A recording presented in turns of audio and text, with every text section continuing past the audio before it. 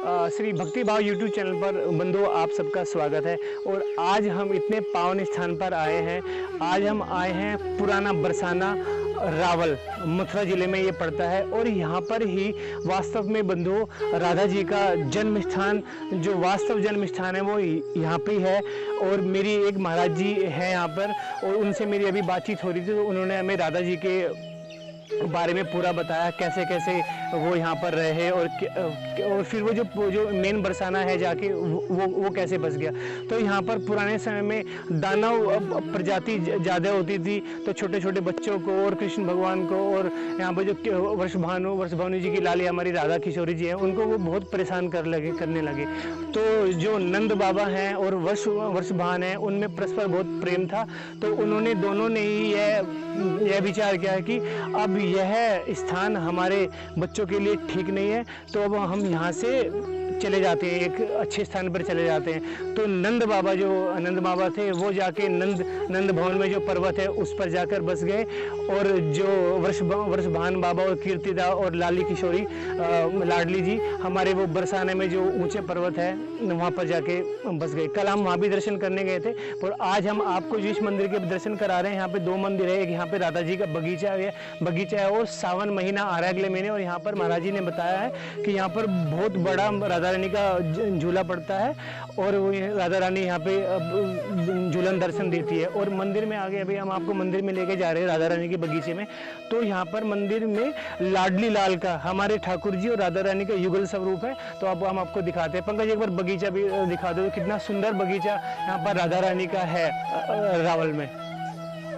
तो बंधु ये वो स्थान है जहाँ पर संत समाज, जो अच्छे संत है, वो आकर बिल्कुल शांत स्थान पर आकर यहाँ पर अपना भजन करते हैं। उन्हें दुनियादारी से कुछ लेना देना नहीं है, और यहाँ पर आकर वो अपना भजन करते हैं। तो बंधु आइए, अब हम राधा बगीचा में जो लाडली लाल का युगल स्वरूप है उसके आपको दर्शन कराते हैं, और उसके बाद हम आपको लाडली जी के मंदिर में लेके जाएंगे। इसमें भी वो बंधु मैं आपको बता देता हूँ कि यहाँ पर राधा जी को जो पुकारा जाता है वो लाडली लाल के हिसाब से पुकारा जाता है, क्योंकि राधा जी यहाँ पे बिल्कुल बच्ची के रूप में छोटी है, तो उनको प्रेम से यहाँ पर लाडली लाल बोलते हैं। और बरसाना में कहते हैं किशोरी जी। तो जब राधा रानी बरसाना पहुंची है तो वहां पे वो किशोर अवस्था में पहुंची है। तो हम आपको अब दर्शन करा रहे हैं लाडली लाल के। बोलो लाडली लाल की जय।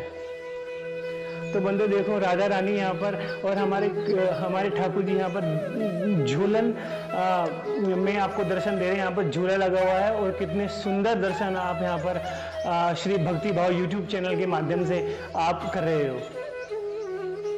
तो बंधु मैं चाहता हूं कि यदि आप वृंदावन में आते हो, ब्रज यात्रा करने के लिए आते हो, तो इन स्थानों के बारे में अधिक जानकारी लोगों को नहीं है। पर ये वे स्थान हैं जिनकी जानकारी ज़्यादा लोगों को नहीं है। पर जहाँ भी आप रुकते हो या किसी से आपके परिचित है, तो इनके स्थान के बारे में जानकारी लेकर बंधु आपको ये पुराने स्थानों पर आना चाहिए, और तभी आपको लाडली लाल की कृपा प्राप्त होगी। और इन स्थानों पर आकर आपका मन लगेगा। ये मेरी आपसे बार बार प्रार्थना है कि इन मंदिरों में भी आए। और इन मंदिरों की अभी थोड़ा सा यहाँ पर हालत भी थोड़ी सी ठीक नहीं है। यदि यहाँ पे ज़्यादा से ज़्यादा भक्त लोग आया करेंगे भविष्य में, तो उनके दान वगैरह से तो इन मंदिरों का जीर्णोद्धार हो जाएगा, और यहाँ पर राधा रानी के और भी अच्छे दर्शन। बोलो लाडली लाल की जय। तो बंधु अब हम राधा बगीचा से अब राधा रानी के जन्म स्थान पर आ गए हैं, जो रावल में पुराना बरसाना के नाम से यहाँ पर है, जो मैंने पहले भी आपको वीडियो में बताया था। तो अब किशोरी जी का भोग लग रहा है, और थोड़ी देर बाद लाडली जी के दर्शन हम आपको कराएंगे। अभी मैं आपको मंदिर प्रांगण में ले चल रहा हूँ, और मंदिर प्रांगण में आपको मैं दिखाऊंगा कि राधा रानी का कितना अच्छा और कितना सुंदर मंदिर बना हुआ है।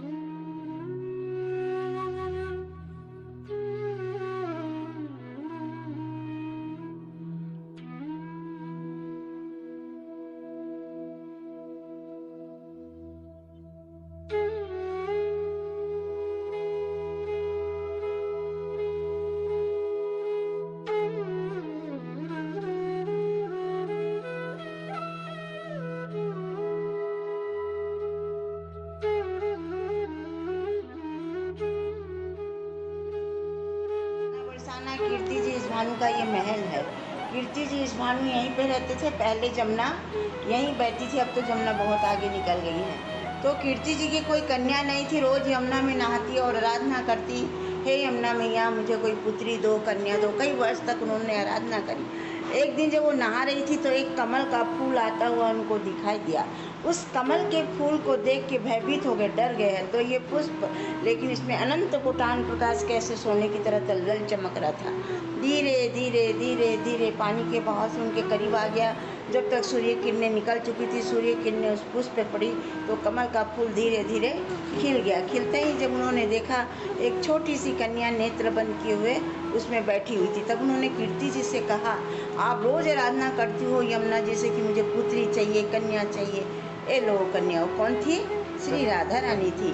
उनके दोनों नेत्र बंद थे। सब जगह ये कहलवा दिया कि हमारे यहाँ कन्या का जन्म हुआ है, लेकिन ये किसी को नहीं बताया कि उनके दोनों नेत्र बंद हैं। जब 11.5 महीने के बाद कृष्ण भगवान का जन्म मथुरा में हुआ तो कंस के भय के मारे रातों रात वासुदेव नंद बाबा के यहाँ गोकुल ले आए। फिर नंद बाबा ने सब जगह निमंत्रण भेजा, सब गोप ग्वालों को बधाई के लिए। सब गोप ग्वाल वहाँ बधाई देने के लिए पहुँचे। यहाँ से विषभानु जी कीर्ति मैया गई, गोद में राधा जी थे। जैसे वहाँ पहुँचे तो श्याम सुंदर पन्ना में झूल रहे थे, तो घुटनों के बल राधा उनके करीब जाकर बैठी। पलटकर कृष्ण ने राधा को देखा और राधा ने कृष्ण को देखा। जब उनके दोनों नेत्र खुले, कंस के भय के मारे तो उनको वहाँ ले गए। कंस वहाँ भी पहुँच गया, कभी पुतना को भेज रहा, कभी मरकासुर, कभी वरकासुर को भेज के काफ़ी भूचाल मचा दिया। नंद बाबा बड़े दुखी हो गए। नंद बाबा के पास 9 लाख गायें थी और विषभानु के पास 11 लाख गायें थी।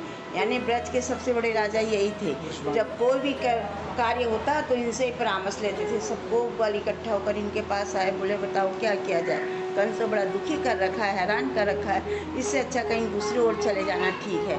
तो नंद बाबा सबको लेके उस जंगल के पहाड़ पे जाके बस गए। उसका नाम नंदगांव हो गया। विषभानु जी कीर्ति मैया से बोले, मेरा मित्र चला गया, अपन यहाँ अकेला क्या करेंगे, हो सकता है कंस अपने को भी परेशान करेगा। तो राधा जी और कीर्ति जी को लेके उस पहाड़ पे जाके बस गए। उसका नाम विषभानु के नाम से बरसाना पड़ा। बड़ा पुष्ट पहाड़ है, भी ब्रह्मा जी का वरदान है उस पहाड़ को कि कोई भी राक्षस प्रगति का वहाँ नहीं पहुँच पाएगा, जो भी जाएगा वो पत्थर बन जाएगा। इसलिए विषभानु वहाँ जाके बस गए। उसका नाम विषभानु के नाम से बरसाना पड़ा। असली राधा जी का जन्म स्थान रावल पुराना बरसाना यही है। यहाँ बाल स्वरूप सेवा होती है, इसलिए इनको लाली लाल के नाम से पुकारा जाता है। राधा रानी थोड़ी बड़ी हो गई, जब उनको बरसाने में ले गए तो वहाँ उनको किशोरी जी के नाम से पुकारते हैं। ये जो आप विग्रह देख रहे हैं जुगल जोड़ी सरकार, ये कोई बाजार की मूर्ति नहीं है जो लाके पधरा दी गई हो। ये शंभु प्रगट है। ये उसी जगह से प्रकट है जहाँ से राधा रानी कमल के फूल में प्रकट हुई थी। वो गर्भगृह है सामने, जहाँ से राधा रानी कमल के फूल में प्रकट हुई थी। तो ये नीचे वाले जो विग्रह हैं छोटे वाले, इनको लेके हमारे जो पूर्वज थे परमानंद जी व्यास, राजस्थान जोधपुर से कहीं यमुना के किनारे काफ़ी वर्ष तक उन्होंने तपस्या की थी। जब श्री जी ने उनको दृष्टांत दिया था कि मैं करील के वृक्ष के नीचे हूँ, मुझे निकालो। बोले मैया ये तो यमुना का किनारा है, करील ही करील, टैटी टैटी का पेड़ है, आप कौन से करील में विराजमान हो रही हो। तो बोले एक श्यामा गैया आएगी जहाँ चारों स्थान से दूध की धार देगी, उस जगह खुदाई करना। वो तपस्या में लीन मन में चले तो यमुना का किनारा है, गाय चढ़ते रहती है, उन्होंने कोई ध्यान नहीं दिया। जब श्री जी ने दृष्टांत दिया उस गैया का उन्होंने ख्याल रखा। जब वो श्यामा गैया आके गर्भगृह के पास खड़ी होती है और चारों स्तंभ से दूध की धार देके जब वो पलट के जाती है, जब उठ के परमानंद जी व्यास ने जगह खुदाई की तो ये ऊपर वाले दोनों विग्रह उसी करील के पेड़ से दूध ही दूध में शम प्रकट है। इस विग्रह की स्थापना कर दी गई, बड़ा मंदिर बनाया गया। वही पेड़ आज गर्भगृह के ऊपर है, उसके नीचे जड़ नहीं है, ऊपर ही जड़ है राधा कृष्ण के स्वरूप में। वहाँ जो भी दुख तकलीफ भक्ति जो भी अरदास करो वहाँ सबकी मनोकामनाएं पूर्ण। बोलो लाली लाल की जय, बोल राधा रानी की जय, बोल जुगल जोड़ी सरकार की